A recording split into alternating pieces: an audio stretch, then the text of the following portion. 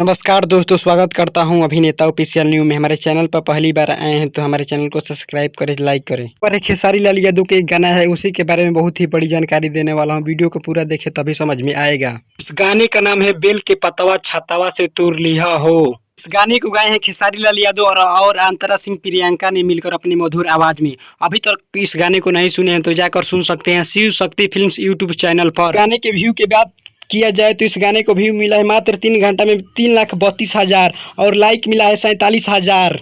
इस गाने को रिलीज किया गया है फुल HD वीडियो में Shiv Shakti films YouTube channel पर। अभी तक इस गाने को नहीं सुने हैं तो जाकर सुन सकते हैं Shiv Shakti films YouTube channel पर।